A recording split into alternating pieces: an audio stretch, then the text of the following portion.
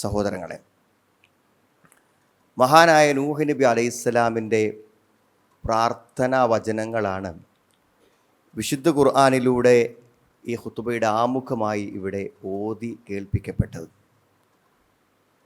നൂഹ് നബി അലൈഹിസ്സലാം വർഷങ്ങളോളം പ്രബോധനം ചെയ്തിട്ടും വളരെ കുറച്ച് ആളുകൾ മാത്രം ആ സത്യം സ്വീകരിക്കാനുണ്ടായിരുന്നുള്ളൂ എന്ന് നമുക്കറിയാം.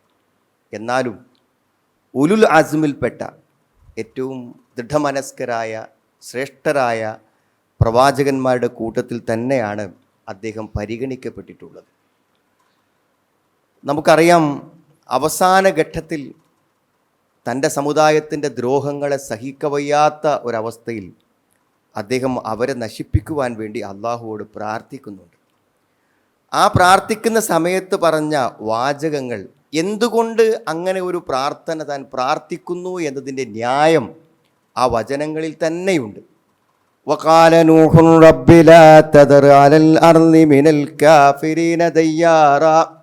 സത്യനിഷേധികളായ ഒരാളെയും അല്ലാഹുവേ നീ ഈ ഭൂമിയിൽ അവശേഷിപ്പിക്കരുത്, അവരെ മുഴുവൻ നീ നശിപ്പിച്ച് കളയണം. ഇന്നക ഇൻ തദറുഹും യുളില്ലൂ ഇബാദക്. നീ അവരെ നശിപ്പിക്കാതെ വിടുകയാണെങ്കിൽ അവർ നിൻ്റെ അടിമകളെ വഴിതെറ്റിക്കും, നിൻ്റെ ദാസന്മാരെ അവർ വഴിതെറ്റിക്കും. വല യലിദു ഇല്ലാ ഫാജിറൻ കഫാറ. തമ്മാടിയും നിഷേധിയുമായ ആളെയല്ലാതെ അവർ ജന്മം നൽകുകയില്ല. ഇനി അവരിൽ നിന്നുണ്ടാകുന്ന തലമുറകൾ പോലും നന്നാവാൻ സാധ്യതയില്ലെന്ന്. അതിനു മാത്രം ഒരു പ്രതീക്ഷയുമില്ലാത്ത, നന്നാക്കിയെടുക്കാൻ ഒരു പ്രതീക്ഷയുമില്ലാത്ത, ഇന്ന് ജനിച്ചിട്ടില്ലാത്ത, ഇന്ന് ഹയാത്തിലില്ലാത്ത അടുത്തൊരു സന്താനം ഈ സമൂഹത്തിലേക്ക് പിറന്നു വീണാൽ അവൻ പോലും നന്നാവൂലെന്ന്. ഇനി ജനിക്കാൻ പോകുന്നൊരു കുഞ്ഞ് ഈ സമൂഹത്തിലാണ് ജനിക്കുന്നതെങ്കിൽ അവൻ പോലും നന്നാവാൻ ഒരു സാധ്യതയുമില്ലാത്ത സന്ദർഭത്തിലാണ് ഇവരെ ഉന്മൂലനം ചെയ്തതിന് ശേഷം മാത്രമേ ഇനി ഒരു പുതിയ തലമുറ സാധ്യമാകൂ എന്ന് അള്ളാഹുവോട് പ്രാർത്ഥിക്കുകയാണ് നൂഹ് നബി അലൈഹിസ്സലാം. സഹോദരങ്ങളെ, ഇങ്ങനെയൊന്നുമല്ലെങ്കിലും എന്തോ അത്ഭുതകരമായിട്ടുള്ള മാറ്റം നമ്മുടെ പുതിയ തലമുറക്ക് സംഭവിച്ചു കൊണ്ടിരിക്കുന്നുണ്ട്. നമ്മുടെ കുട്ടികൾ പരീക്ഷകൾ കഴിഞ്ഞ് സ്കൂളുകൾ അടച്ച് അവർ നമ്മളോടൊപ്പം കഴിച്ചുകൂട്ടാൻ പോകുന്ന 2 മാസങ്ങളിലേക്കാണ്, വേനൽക്കാല അവധിയിലേക്കാണ് നമ്മൾ പ്രവേശിച്ചിരിക്കുന്നത്. നമ്മുടെ കുട്ടികളെ നമ്മൾ എപ്പോഴും കാണുമ്പോൾ അവരുടെ പെരുമാറ്റങ്ങളും സ്വഭാവങ്ങളും വേഷവിധാനങ്ങളും ഒക്കെ കാണുമ്പോൾ അവർക്ക് എന്തോ ഒരു മാറ്റം സംഭവിച്ചു കൊണ്ടിരിക്കുന്നുണ്ട് എന്ന കാര്യത്തിൽ നമുക്കാർക്കും അഭിപ്രായ വ്യത്യാസങ്ങളില്ല. വളരെ ചെറിയ ഒരു കുട്ടിയോട് മോനെ ഇങ്ങനെയൊക്കെ ചെയ്യാൻ പറ്റുമോ, അല്ലെങ്കിൽ ഇങ്ങനെയൊക്കെയാണ് ചെയ്യേണ്ടത് എന്ന് പിതാവ് ഉപദേശം കൊടുക്കുമ്പോൾ അവൻ പ്രതികരിക്കുന്ന പ്രതികരണം, ഇതൊക്കെ എന്നോട് പറയാൻ പാടുണ്ടോ, ഞാൻ എങ്ങനെയാണ് പോകേണ്ടത്, എങ്ങനെ ജീവിക്കേണ്ടത് എന്നത് ചിന്തിക്കാനുള്ളൊരു സ്വാതന്ത്ര്യം എനിക്കില്ലേ, എനിക്ക് എൻ്റെതായൊരു സ്വാതന്ത്ര്യമില്ലേ എന്ന് ചോദിക്കുന്നത് 16, 18, 20 വയസ്സായ ആളല്ല. അതായത് ഒരു ചെറിയ കുഞ്ഞിനെ നമ്മൾ സ്നേഹത്തോടെ അടുത്തിരുന്ന് വിളിച്ച് പറയുമ്പോഴും എല്ലാം അനുസരിക്കാനും കേൾക്കാനും നല്ല മനസ്സുള്ള ഒരു കുട്ടിയുടെ മനസ്സിലും രൂപപ്പെട്ടു വരുന്ന പുതിയൊരു ചിന്താഗതി ഉണ്ട്, എനിക്ക് എൻ്റെ സ്വാതന്ത്ര്യമാണ്, നിങ്ങൾ വെറുതെ എൻ്റെ ജീവിതത്തിൽ ഇടപെടാൻ നിൽക്കേണ്ട എന്നാണ്. ആലോചിച്ച് നോക്കൂ നിങ്ങൾ, അങ്ങനെ ഓരോ കുട്ടിയും തൻ്റെ ഇച്ഛക്കും തൻ്റെ കാഴ്ചപ്പാടിനും തൻ്റെ ഇഷ്ടത്തിനും അനുസരിച്ച് ജീവിക്കണമെന്ന് തീരുമാനിച്ചാൽ എന്താകും ഈ ലോകത്തിൻ്റെ സ്ഥിതിവിശേഷമെന്ന് നമ്മൾ ആലോചിക്കണം. എന്താണ് സുഹൃത്തുക്കളെ അതിൻ്റെ ഉത്തരം എന്താണ്? അങ്ങനെയാണോ ഓരോരുത്തർക്കും അവനവൻ ഇഷ്ടമുള്ള പോലെ ജീവിക്കാനുള്ളൊരു സ്വാതന്ത്ര്യം അങ്ങനെ ഒന്നുണ്ടോ? നിങ്ങൾ ആലോചിച്ച് നോക്കുക. അങ്ങനെ ഓരോരുത്തരും തീരുമാനിച്ചാൽ അത് സാധ്യമാകുന്ന ഒരു കാര്യമാണോ എന്നാണ് നാം ആലോചിക്കേണ്ട ഒരു കാര്യമുണ്ട്.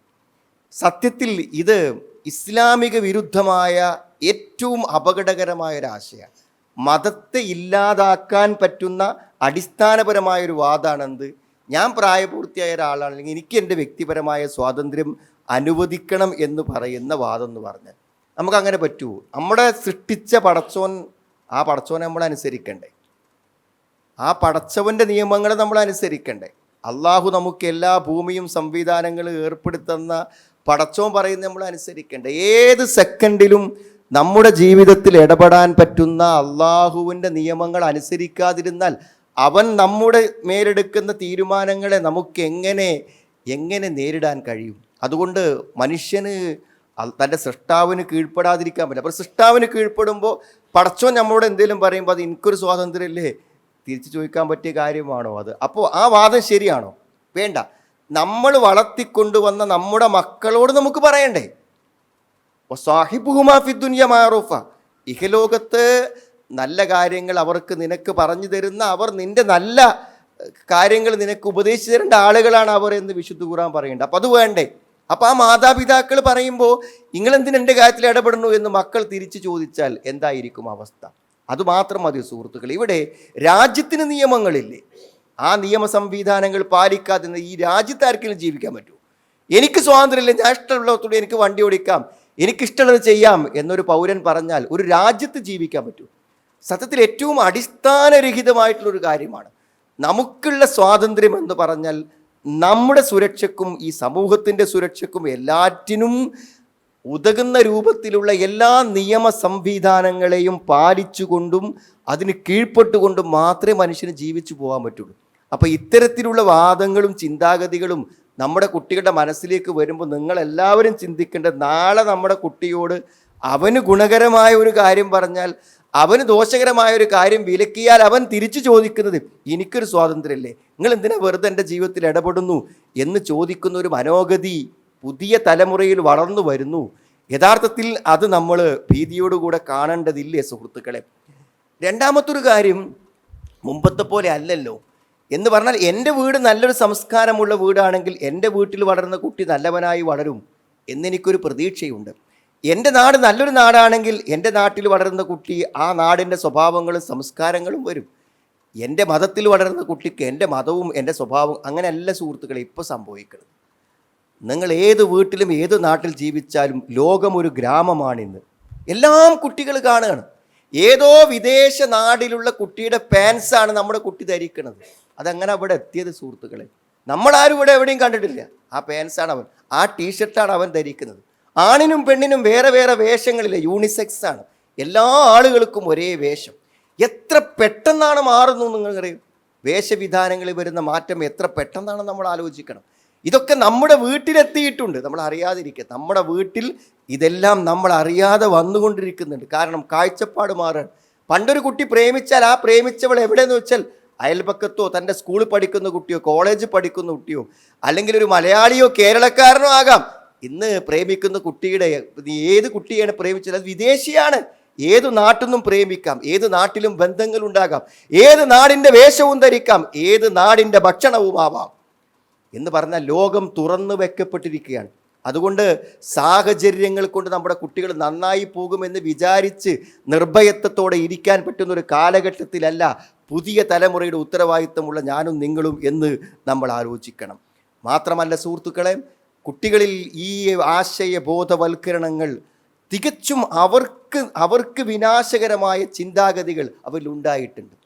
പൊതുവെ പുരുഷന്മാർക്ക് പെണ്ണ് കിട്ടണില്ല എന്നാണ് നാട്ടിൽ പറയുന്നത്, പെൺകുട്ടികളെ കിട്ടാനില്ല എന്ന ഒരു പൊതുവെ ഒരു പ്രചാരണം നാട്ടിലുണ്ട്. പെൺകുട്ടികൾ ഇല്ലാഞ്ഞിട്ടോ പെൺകുട്ടികൾക്ക് പ്രായപൂർത്തിയാകാഞ്ഞിട്ടോ അല്ല, പെൺകുട്ടികളിൽ വലിയൊരു ശതമാനം പെൺകുട്ടികൾ വിവാഹം വേണ്ടെന്ന് പറയുന്നു എന്നാണ്. ഒരു ഉമ്മ കഴിഞ്ഞ ദിവസം പറഞ്ഞു 2 പെൺകുട്ടികളാണ് അവർക്ക്. അപ്പോൾ അവൾ പറഞ്ഞു ഡിഗ്രി കഴിയട്ടെ, PG കഴിയട്ടെ, ജോലി കിട്ടട്ടെ, എല്ലാം പറഞ്ഞു. ഇപ്പം എത്ര വയസ്സായി? 26 വയസ്സായി. പക്ഷെ അവൾക്ക് വിവാഹം വേണ്ട. അപ്പം താഴെയുള്ള കുട്ടിനെ ഇനി എന്ത് ചെയ്യും എന്നതാണ് അടുത്ത പ്രശ്നം. താഴെയുള്ള കുട്ടിക്ക് 22 വയസ്സായി. അവളും പറയുന്നു ഡിഗ്രി കഴിയട്ടെ, PG കഴിയട്ടെ. മനസ്സിലുണ്ട് വിവാഹം എന്നുള്ളത് അങ്ങനത്തെ ഒരു ഭാരം വഹിക്കാൻ ഞാനില്ലെന്നാണ് ഒരു സെലിബ്രിറ്റി കഴിഞ്ഞ ദിവസം പറഞ്ഞത്. ഇനിയില്ല, എനിക്ക് സെക്സ് വേണം, എനിക്ക് ഒരു പുരുഷൻ്റെ സാന്നിധ്യം വേണം, പക്ഷേ എനിക്ക് വിവാഹം വേണ്ട എന്നൊരു തലമുറയെ കൊണ്ട് പറയിപ്പിക്കുമ്പോൾ നമ്മുടെ മക്കൾ നാളെ അത് പറയില്ലെന്ന് എന്താണ് സുഹൃത്തുക്കളെ ഉറപ്പ്? സത്യത്തിൽ ഇങ്ങനത്തെ ഒരു പുതിയ തലമുറ തികച്ചും നമ്മുടെ നിയന്ത്രണത്തിലല്ലാത്ത എല്ലാ നിയന്ത്രണങ്ങളെയും ഭേദിച്ച് വളരുമ്പോൾ അവർ നമ്മുടെ മടിത്തട്ടിലാണ്, നമ്മുടെ വീടുകളിലാണ്, നമ്മുടെ സമുദായത്തിലാണ് എന്ന് പറയുമ്പോൾ നമുക്കൊക്കെ ഉത്തരവാദിത്തമില്ലേ സുഹൃത്തുക്കളെ? ആദ്യത്തെ ഉത്തരവാദിത്തം ആർക്കാരുണ്ട്? വാപ്പാർക്കും ഉമ്മാർക്കും ഉത്തരവാദിത്തം. നമ്മൾ അവരെ കല്യാണം കഴിച്ചു കൊടുക്കുന്നതും അവർക്ക് സ്കൂളിലും കോളേജിലും പഠിക്കാനുള്ള ഫീസ് ഉണ്ടാക്കുന്നതും അവർ തിരഞ്ഞെടുക്കേണ്ട കോഴ്സിനെ കുറിച്ചും അവർക്ക് വാങ്ങേണ്ട ഡ്രസ്സിനെ കുറിച്ചും മാത്രമേ ആലോചിക്കുള്ളൂ. എൻ്റെ അപ്പുറത്തേക്ക് ചില കാര്യങ്ങൾ ഞാനും നിങ്ങളും ഗൗരവത്തോടു കൂടെ നേരത്തെ ആലോചിക്കണം. കാരണം എന്താ, വൈകും തോറും നമ്മുടെ അവസരങ്ങൾ നഷ്ടപ്പെട്ടു പോവുകയാണ്. 5 വയസ്സായ കുട്ടിയോട് പറയുന്ന പോലെ അത്ര എളുപ്പമല്ല 15 വയസ്സായ കുട്ടിയോട് പറയാൻ. അത് 20ഉം 25ഉം വയസ്സിലേക്ക് കടക്കുമ്പോൾ പിന്നെ നമുക്ക് യാതൊരു നിയന്ത്രണവും ഇല്ല. എനിക്ക് കല്യാണം വേണ്ട എന്ന് 26 വയസ്സായ പെൺകുട്ടി പറഞ്ഞാൽ അടുക്കളത്തിണ്ടയിൽ കരഞ്ഞിരിക്കുകയല്ലാതെ ഉമ്മക്കൊന്നും ചെയ്യാനില്ല, ഒന്നും ചെയ്യാനില്ല. അതിൻ്റെ മുമ്പ് നമുക്കെന്തു ചെയ്യാൻ പറ്റും എന്നതാണ് ഏറ്റവും പ്രധാനം. അതുകൊണ്ട് ആ ഉത്തരവാദിത്തം ആ കുട്ടി വളർന്നു വരുമ്പോൾ ആ കുട്ടിക്ക് അനാവശ്യമായ സംസ്കാരങ്ങൾ വരാതെ, ചിന്താഗതികൾ വരാതെ, കാഴ്ചപ്പാടുകൾ വരാതെ ശ്രദ്ധിക്കേണ്ട കടമ മാതാപിതാക്കൾക്കാണ്.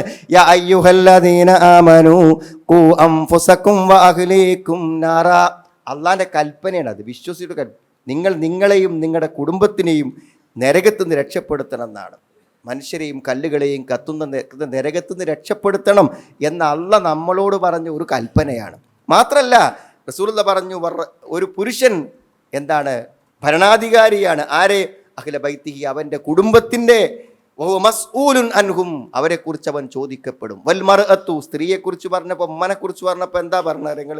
റാഇയത്തുൻ അലാ ബൈത്തി ബഅലിഹാ, തൻ്റെ ഭർത്താവിൻ്റെ വീട്ടിലുള്ള ഭരണാധികാരിയാണ് അവർ. വവലദിഹി, അവൻ്റെ മക്കൾക്കും. അപ്പോൾ ആ മക്കൾ അങ്ങനെ നോക്കും. നിങ്ങൾ നമ്മുടെ പെൺകുട്ടികൾക്ക് നല്ലൊരു വേഷം നൽകണമെന്ന് വാപ്പ എത്ര വിചാരിച്ചാലും ഉമ്മ വിചാരിക്കാതെ നടക്കൂല. ഉമ്മ വിചാരിക്കുന്ന വേഷമാണ് നമ്മുടെ പെൺകുട്ടികൾ ധരിക്കുക. നമുക്ക് മാനം കെടാനേ പറ്റുള്ളൂ. എന്താ? ഉമ്മയാണ് കുട്ടികളോട് അടുത്തു നിൽക്കുന്നത്. ഉമ്മയാണ് കുട്ടികളോട് അടുത്ത് നിൽക്കുന്നത്. എന്തേ ദീനുള്ളവരെ കല്യാണം കഴിക്കാൻ വേണ്ടി പറഞ്ഞത്? നമ്മൾ ആരായിട്ടും കാര്യമില്ല, അത് കുട്ടികളിലേക്ക് എത്തണോ അത് ഉമ്മയിലൂടെ എത്തുള്ളൂ. ഉമ്മൻ്റെ സംസ്കാരം, ആ സംസ്കാരം എന്താണോ അത് നമ്മുടെ മക്കളിലേക്ക് പകർന്നു നൽകപ്പെടും. അതുകൊണ്ട് ഉത്തരവാദിത്തം വാപ്പയും ഉമ്മയും പാടെ കൂടിയാലേ നടക്കുള്ളൂ. ഉയരത്ത് നിൽക്കുന്ന കുട്ടിയുടെ നേരെ ഉമ്മ കൈ നീട്ടിയാൽ കുട്ടിക്ക് ചാടാൻ പേടിയുക. എന്നാൽ വാപ്പ കൈ നീട്ടിയാൽ വാപ്പ ധൈര്യം നൽകുന്നവനാണ്, വാപ്പ ശക്തനാണ്, വാപ്പയാണ് മാർഗദർശി. അതുകൊണ്ട് വാപ്പൻ്റെ പണി വാപ്പയും ഉമ്മൻ്റെ പണി ഉമ്മയും എടുത്തില്ലെങ്കിൽ മുന്നോട്ട് പോകാൻ പറ്റില്ല സുഹൃത്ത്. അതുകൊണ്ട് നമ്മൾ കൂടിയാലോചിക്കണം, നമ്മളെ മക്കളെക്കുറിച്ച് നിരൂപണം നടത്തണം. അവരെങ്ങോട്ടേക്ക് പോകുന്നു എന്ന് നമ്മൾ ഗൗരവത്തോടു കൂടെ എന്ത് ചെയ്യണം? ആലോചിക്കണം. കുട്ടികളോട് പെരുമാറുന്നിടത്ത് നമ്മൾ അതിൻ്റെതായ ശ്രദ്ധകൾ പാലിക്കണം സുഹൃത്തുക്കളെ. പുതിയ തലമുറയിൽപ്പെട്ട കുട്ടികളോട് നമ്മൾ സംസാരിക്കുമ്പോഴും പറയുമ്പോഴും ഒക്കെ നമ്മൾ ഒരു അധികാരസ്ഥരും വാപ്പയും ഉമ്മയാണ് എന്തുമാവാമെന്ന് വിചാരിക്കരുത്. നമ്മൾ കുട്ടികൾ നമ്മളോട് ആ സ്നേഹബന്ധത്തിൽ മുന്നോട്ട് പോകാനും നമ്മൾ പറയുന്നത് അനുസരിക്കാനും ഒക്കെ ചില നിയമങ്ങളുണ്ട്. അദ്ദീനു അൻ നസീഹ എന്ന് പറയും. മതം ഗുണകാംക്ഷയാണ് എന്ന്. അതിൻ്റെ വിശദീകരണം നോക്കിയാൽ മതി.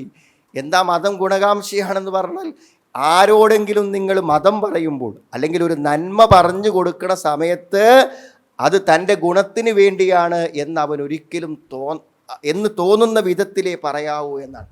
ഒരു കാരണവശാലും ഉപദേശിക്കുന്നവന് ദേഷ്യം ഉണ്ടാവാൻ പാടില്ല എന്നാണ്. ദേഷ്യം ഒരിക്കലും ഒരു ഗുണകാംക്ഷയെ പ്രതിനിധീകരിക്കുന്നില്ല എന്നാണ്.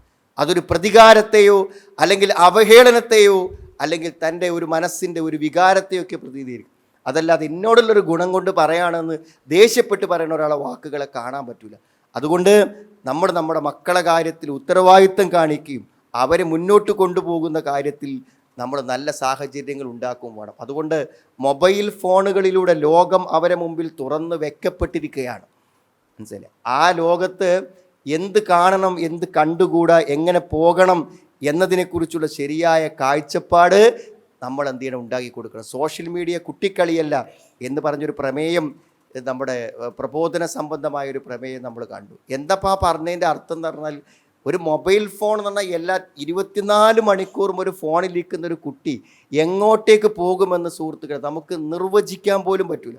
അതുകൊണ്ട് ആ ഫോണിൻ്റെ ലോകത്ത് അവൻ എവിടെ പോകണം എന്നതിന് പുറത്തുനിന്ന് ആരെങ്കിലും ഒരു നിയന്ത്രണം ഏർപ്പെടുത്തിയിട്ടില്ലെങ്കിൽ അവൻ എത്തുന്നിടം നമുക്ക് അനുമാനിക്കാൻ പോലും പറ്റാത്ത ലോകമായിരിക്കും. അതുകൊണ്ട് ആ കാര്യത്തിൽ എന്ത് ചെയ്യാൻ പറ്റും എന്നതിനെക്കുറിച്ച് നമ്മളെല്ലാവരും ഗൗരവത്തോടു കൂടി ആലോചിക്കണം. ഒന്ന്, മാതാപിതാക്കൾക്ക് ഉത്തരവാദിത്തം. രണ്ടാമത്തേത്, മതത്തിൻ്റെ ആളുകൾക്ക് ഉത്തരവാദിത്തമുണ്ട്. മതസംഘടനകൾക്കും മതപ്രബോധകന്മാർക്കും ഉത്തരവാദിത്തമുണ്ട്. കാരണം ഈ പുതിയ തലമുറയെക്കുറിച്ച് പറയാനും മനസ്സിലാക്കാനും ഒക്കെ പരിമിതികളുണ്ട് ഓരോ രക്ഷിതാക്കൾക്കും. അപ്പോൾ ഈ നാടിനെയും ചുറ്റുപാടിനെയും കുറിച്ച് അറിയുന്ന ആളുകൾ ആ കുട്ടികളുടെ മനോഗതികൾക്ക് അനുസരിച്ചുകൊണ്ട് അവരെ ബോധവൽക്കരിക്കാനുള്ള പ്രബോധന സംരംഭങ്ങൾ വേണം. നമ്മളൊക്കെ പലപ്പോഴും അവഗണിക്കാറ്. ഈ വെക്കേഷൻ സമയത്തൊക്കെ ഓരോ കുട്ടികൾക്കും അവിടെ പ്രായത്തിനനുസരിച്ചിട്ടുള്ള പരിപാടികൾ ഉണ്ടായിരിക്കും. ചെറിയ കുട്ടികൾക്ക് അതിൽ UP വിഭാഗത്തിന് അങ്ങനെ, ഹൈസ്കൂൾ കുട്ടികൾക്ക് അങ്ങനെ, പെൺകുട്ടികൾക്ക് വേറെ, ആൺകുട്ടികൾക്ക് വേറെ, അത് റെസിഡൻഷ്യലായിട്ട്. നിങ്ങൾ ആലോചിച്ച് നോക്ക്, നിങ്ങൾ ഒരു 10-20 കൊല്ലം കൊണ്ട് നമുക്ക് നൽകാൻ പറ്റാത്ത ഒരു കാഴ്ചപ്പാട് കുട്ടികൾക്ക് എന്ത് ചെയ്യാൻ പറ്റും? ഒരു ദിവസം കൊണ്ടോ 2 ദിവസം കൊണ്ടോ അവർക്ക് മാർഗദർശനം നൽകുന്ന ആളുകളുടെ കൂടെ നിന്നാൽ 2 ദിവസം കൊണ്ട് നൽകാൻ പറ്റും. എനിക്ക് എത്ര ചെറിയ ഫീസേ ഉള്ളൂ, ചെറിയ മെനക്കടലേ ഉള്ളൂ. പലപ്പോഴും നമ്മൾ വെക്കേഷൻ സമയമാകുമ്പോൾ പോലും നമ്മുടെ കുട്ടികളുടെ സ്കൂളും അതേപോലെ തന്നെ അവിടെ +2 അവിടെ എൻട്രൻസും ഒക്കെ എങ്ങനെ പുരോഗതിപ്പെടുത്താം എന്നതിനെക്കുറിച്ച് സമയം ഉപയോഗപ്പെടുത്താൻ ഓൺലൈൻ ഓഫ്ലൈൻ കോഴ്സുകളെക്കുറിച്ച് അന്വേഷിക്കുമ്പോൾ അതൊക്കെ നടക്കുന്നതിൻ്റെ കൂടുതൽ 2 ദിവസം, ഒരു 3 ദിവസം അല്ലെങ്കിൽ ഒരാഴ്ച സമയം നമ്മുടെ കുട്ടികൾക്ക് ദീനിയായ ഒരറിവ് ലഭിക്കുവാനുള്ള അവസരങ്ങളെ കൂടെ നമ്മൾ എന്ത് ചെയ്യണം? കാണണം. അത്തരം പരിപാടികൾ ബോധപൂർവം സംഘടിപ്പിക്കാൻ പള്ളികൾക്ക് ബാധ്യതയുണ്ട്, മതസംഘടനകൾക്ക് ബാധ്യതയുണ്ട്. അതാണ് പ്രബോധനം, അതാണ് പ്രവാചകന്മാരുടെ അനന്തരവന്മാർ. ലോകം എങ്ങോട്ട് പോകുന്നു, നാട് എങ്ങോട്ടേക്ക് നീങ്ങുന്നു എന്ന് നോക്കിയിട്ട് ആ മർമ്മങ്ങളെ തിരുത്തിയവരാണ് പ്രവാചകന്മാർ. എന്തിനാണ് അളത്തത്തെയും തൂക്കത്തിലും കൃത്രിമത്വത്തെക്കുറിച്ച് പറഞ്ഞത്? എന്തിനാണ് സ്വവർഗരതിയുടെ വ്യഭിചാരത്തെക്കുറിച്ച് പറഞ്ഞത്? ഓരോ സമുദായത്തിലും സമൂഹത്തിലും അപ്പപ്പോൾ കാണുന്ന കാര്യങ്ങളെ അതിശക്തമായി പ്രബോധനം ചെയ്യുകയും ഉത്ബോധിപ്പിക്കുകയും ചെയ്തിട്ടാണ് പ്രവാചകന്മാർ മുന്നോട്ട് പോയത്. അപ്പോൾ നമ്മുടെ കാലത്തിനനുസരിച്ചുള്ള കാര്യങ്ങൾ ജനങ്ങളെ ഓർമ്മപ്പെടുത്തുവാൻ നമ്മൾ എന്ത് ചെയ്യണം? തയ്യാറാകണം. അതിൻ്റെ അവസരങ്ങൾ നമ്മൾ ഉണ്ടാക്കണം. സാമൂഹികമായി നമുക്ക് ബാധ്യതയുണ്ട് സുഹൃത്തുക്കളെ. നമ്മളങ്ങനെ നിഷ്ക്രിയമായി നിൽക്കണം. നല്ല കാര്യങ്ങളെ പ്രോത്സാഹിപ്പിക്കണം. നമ്മുടെ അഭിപ്രായം പറയണം. നമ്മുടെ നാട്ടിൽ ഇങ്ങനെ ഒരു ക്ലാസ് വെച്ചാൽ എന്താ, ഈ പെൺകുട്ടികൾക്കൊക്കെ ഒരു ബോധവൽക്കരണം നൽകിയാൽ എന്താ, ഒരു പ്രീ മെരിറ്റിൽ ക്ലാസ് കൊടുത്താൽ എന്താ, ഈ ചെറിയ കുട്ടികളൊക്കെ വിളിച്ചിട്ട് ഉപദേശം കൊടുത്താൽ എന്താ എന്ന് നമ്മളൊക്കെ നമ്മുടെ മക്കളും നമ്മുടെ സമൂഹത്തിലും പരസ്പരം നമ്മൾ ചോദിക്കുകയും ഉത്ബോധിപ്പിക്കുകയും ചെയ്യുക എന്നുള്ളത് നമ്മുടെയൊക്കെ ഏറ്റവും അനിവാര്യമായിട്ടുള്ള ബാധ്യതകളായി നമ്മൾ മനസ്സിലാക്കണം. അങ്ങനെ പറഞ്ഞു കൊടുത്താൽ അതിന് മാറ്റങ്ങൾ ഉണ്ടാകുമെന്ന കാര്യത്തിൽ യാതൊരു സംശയമില്ല സുഹൃത്തുക്കളെ. പറഞ്ഞു കൊടുക്കുമ്പോൾ അവിടേതായ മാറ്റങ്ങളുണ്ടാവും. മിക്കവാറും ആളുകൾ എന്തായാലും അറിവില്ലാത്തത് കൊണ്ടുപോയി വരുന്നത്. ഈ പെൺകുട്ടികളൊക്കെ പല അബദ്ധങ്ങളിലും പ്രശ്നങ്ങളിലൊക്കെ പെട്ട് കഴിയുമ്പോൾ അവർ കുറച്ച് വിഷമാവസ്ഥയിലും ഒരു പ്രതിസന്ധിയിലും എന്തെങ്കിലുമൊക്കെ ഒരു കാര്യം ഉപദേശം കിട്ടണമെന്ന് പറഞ്ഞ് വരുമ്പോൾ അവർക്ക് നമ്മൾ പറഞ്ഞു കൊടുത്താൽ അവരുടെ ഭാവി, വാപ്പിയമ്മയൊക്കെ മരിച്ചാൽ ഞാൻ ഒറ്റയ്ക്ക് ജീവിച്ച് കഷ്ടപ്പെടേണ്ടി വരും എന്ന് അവർക്ക് ശരിയായ ബോധമുണ്ടായാൽ തീർച്ചയായും അവർ മാറും. നോക്കൂ, നിങ്ങൾ വിവാഹത്തിനെതിരായിട്ടുള്ള ചിന്താഗതികളൊക്കെ എത്രമാത്രം അപകടകരമാണ് നമ്മൾ ചിന്തിക്കണം. ഒരു പെൺകുട്ടിൻ്റെ സമ്പൂർണ്ണ സുരക്ഷ എന്ന് പറഞ്ഞാൽ അത് വിവാഹമാണ്. ഒരു വിവാഹം കുരുത്തായിട്ടില്ലെങ്കിൽ ആ കുട്ടിൻ്റെ ഭാവി നശിച്ചില്ലേ? അപ്പോൾ ആ ഒരു മനസ്സ് ആ കുട്ടിക്ക് വേണം. എൻ്റെ ജീവിത ലക്ഷ്യങ്ങളിൽ എൻ്റെ കോഴ്സ് പോലെ, എൻ്റെ ഡിഗ്രി പോലെ, എൻ്റെ ജോലി പോലെ എനിക്കെൻ്റെ ജീവിതത്തിൽ ഞാൻ നേടേണ്ട ഏറ്റവും പ്രധാനപ്പെട്ട ഒരു കാര്യം എന്നെ സ്നേഹിക്കുന്ന, എന്നെ സംരക്ഷിക്കുന്ന, മതബോധമുള്ള ഒരു ഭർത്താവ് എനിക്ക് കിട്ടുക എന്നത് എൻ്റെ ജീവിതത്തിൻ്റെ ഒരു ലക്ഷ്യമായി ഒരു പ്രായപൂർത്തിയായ പെൺകുട്ടിക്ക് തോന്നണം. അതാര് പറഞ്ഞു കൊടുക്കും? ആ തോന്നലിനനുസരിച്ച് അതിൽ താല്പര്യപ്പെടണം. വിവാഹങ്ങൾ വരുമ്പോൾ അവൾ സഹകരിക്കണം, അന്വേഷണങ്ങൾക്ക് അവൾ കൂടെ നിൽക്കണം. വിവാഹം വരുമ്പോൾ ആ വിവാഹത്തോടെ മുന്നോട്ട് പോകുമ്പോൾ അന്ന് പ്രതിസന്ധികളെ അവൾ തരണം ചെയ്യണം. ഒരു കുടുംബത്തെ നിർമ്മിച്ചെടുക്കാനുള്ള മാനസികമായ കരുത്തും അതേപോലെയുള്ള പരിശ്രമങ്ങളും അവളുടെ ഭാഗത്തുനിന്ന് വേണം. ഈ അറിവൊക്കെ ആര് നൽകും സുഹൃത്തുക്കളെ? ആ അറിവൊക്കെ സമയത്തിലും സന്ദർഭത്തിലും നൽകേണ്ട ഉത്തരവാദിത്തം നമുക്ക് എല്ലാവർക്കുമുണ്ട്. അതുകൊണ്ട് നമ്മുടെ പുതുതലമുറ എങ്ങോട്ടേക്ക് പോകുന്നു എന്ന് നിരീക്ഷിച്ച് അവർക്ക് നല്ല അവസരങ്ങൾ ഉണ്ടാക്കണം. നാളെ പരലോകത്ത് ചെന്നിട്ട് ഉന്നതമായ സ്വർഗത്തിൻ്റെ സംവിധാനങ്ങൾ, താൻ പ്രതീക്ഷിച്ചതിലും അപ്പുറം പദവികൾ കിട്ടുമ്പോൾ ചില പിതാക്കന്മാർ പറയുന്നത് ഇതെങ്ങനെയാണ് എനിക്ക് കിട്ടിയത് എന്നാണ്. അപ്പോഴാണ് പറയുന്നത് ഇസ്തിഗ്ഫാർ വലദിക്ക്, നിൻ്റെ മക്കൾ നിനക്ക് വേണ്ടി ഇസ്തിഗ്ഫാർ നടത്തിയതാണ്. ഇഹലോകത്തും പരലോകത്തും നമ്മുടെ സന്തോഷവും കൺകുളിർമയും നമ്മുടെ മക്കളാണെന്ന് നമ്മൾ ആലോചിക്കണം. അതുകൊണ്ട് മക്കൾക്ക് നല്ലൊരു ഭാവി വരാൻ ബോധപൂർവമായ ഇടപെടലുകൾ അവരുടെ ജീവിതത്തിൽ വേണം. അതിന് പറ്റിയ സമയമാണ് ഈ വെക്കേഷൻ.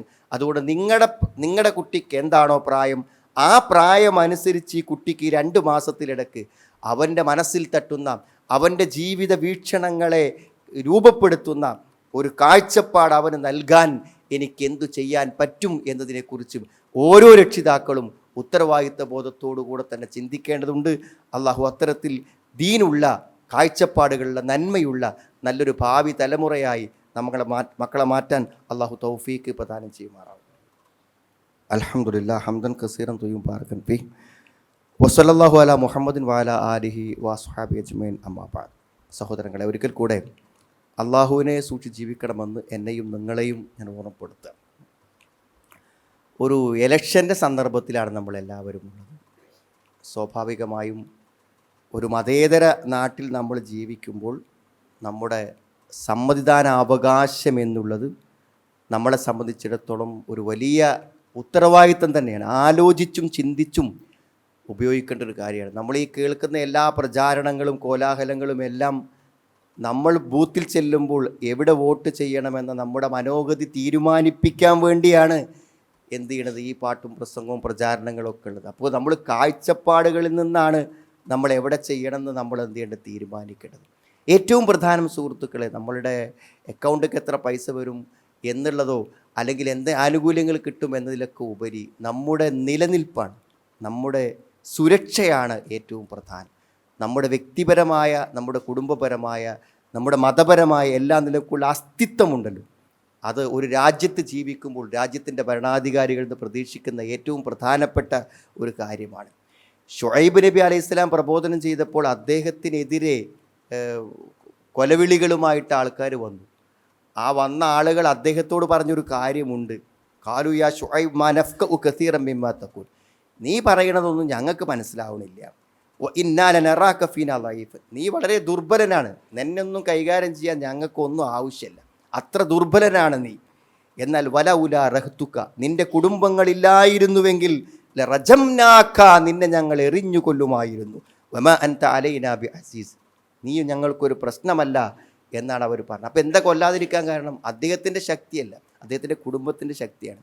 ന്യൂനപക്ഷങ്ങളായി ജീവിക്കുന്ന ആളുകളെ സംബന്ധിച്ചിടത്തോളം അവരുടെ ശക്തിയോ എണ്ണമോ അല്ല, മറിച്ച് നമ്മൾ ഈ മതേതരമായൊരു സമൂഹമായി ഒന്നിച്ച് നിൽക്കുമ്പോൾ ഉണ്ടാകുന്ന ശക്തിയാണ് ഏറ്റവും കൂട്ടായി നിൽക്കുന്ന ശക്തി.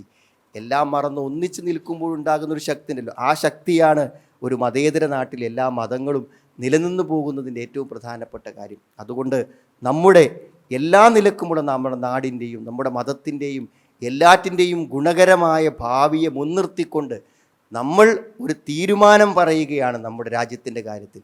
അത് ചെയ്യണം എന്നുള്ളത് എന്ത് തിരക്കുണ്ടെങ്കിലും നമ്മൾ എന്ത് ചെയ്യണം, ചെയ്യണം. വോട്ടില്ലാത്തവർ വോട്ടുണ്ടാക്കി അതിലൊരു അവകാശം നേടിയെടുക്കണം. അതോടൊപ്പം തന്നെ അത് ആലോചിച്ച് നിർവഹിക്കണം. അത് നമ്മുടെ എല്ലാറ്റിനും ഗുണകരമായ രൂപത്തിൽ വിനിയോഗിക്കാൻ വർഗീയതയില്ലാത്ത മതേതരം നിലനിൽക്കുന്ന നമ്മുടെ പ്രബോധന പ്രവർത്തനങ്ങൾക്ക് തടസ്സം കൂടാതെ നിർവഹിക്കാൻ പറ്റുന്ന ഒരു നല്ല വിശ്വാസിയായി ജീവിക്കാൻ പറ്റുന്ന നിർഭയത്വത്തിൻ്റെ ഒരു സാഹചര്യം ഉണ്ടാക്കി തീർക്കാൻ വേണ്ടി നമ്മളിതിനെ ഉപയോഗപ്പെടുത്തണം. അള്ളാഹു സമാധാനവും സന്തോഷവുമുള്ള ഒരു അവസ്ഥ സാഹചര്യത്തെ അള്ളാഹു നമുക്ക് ഉണ്ടാക്കി തെരുമാറാവട്ടെ. നമ്മളിന്ന് വന്നുപോയ തെറ്റുകളെ അള്ളാഹു നമുക്ക് പുറത്തു മാപ്പാക്കി തെരുമാറാവട്ടെ. അള്ളാഹു ഞങ്ങളുടെ ഇണകളിൽ നിന്ന് സന്താനങ്ങളിൽ ഞങ്ങൾക്ക് നീ കൺകുടുംബ പ്രദാനം ചെയ്യണമെന്നാണ്. എല്ലാ പരീക്ഷണങ്ങളിൽ നിന്നും പ്രതിസന്ധികളും ഞങ്ങളെ കാത്ത് രക്ഷിക്കണം. പശ്ചിമേഷ്യയിൽ നടന്നുകൊണ്ടിരിക്കുന്ന യുദ്ധാന്തരീക്ഷങ്ങളിൽ ധാരാളം ആളുകൾ ആശങ്കയിലാണ്. അവിടെ യുദ്ധം അവസാനിക്കുവാനും സമാധാനം പുലരുവാനും അള്ളാഹു അവൻ്റെ തൗഫീഖ് പ്രദാനം ചെയ്യുമാറാവട്ടെ. അല്ലാഹുമ്മ ഫിൽ മുഅ്മിനീന വൽ മുഅ്മിനാത്ത് റബ്ബന സ്രിഫ് അന്നാ അദാബ ജഹന്നം ഇന്ന അദാബഹാ കാന ഗറാമ ഇന്നഹാ സാഅത് മുസ്തഖറൻ വ മുഖാമ റബ്ബനാ ഹബ് ലനാ മിൻ അസ്വാജിനാ വ ദുർരിയ്യാതിനാ ഖുർറത അഅ്യുൻ വജ്അൽനാ ലിൽ മുത്തഖീന ഇമാമ റബ്ബനാ തഖബ്ബൽ മിന്നാ ഇന്നക അൻതസ് സമീഉൽ അലീം വതുബ് അലൈനാ ഇന്നക അൻതത് തവ്വാബുർ റഹീം റബ്ബനാ ആതിനാ ഫിദ് ദുനിയാ ഹസന വഫിൽ ആഖിറതി ഹസനതൻ വഖിനാ അദാബന്നാർ വൽഹംദുലില്ലാഹി റബ്ബിൽ ആലമീൻ. അല്ലാഹു സ്വല്ലി അലാ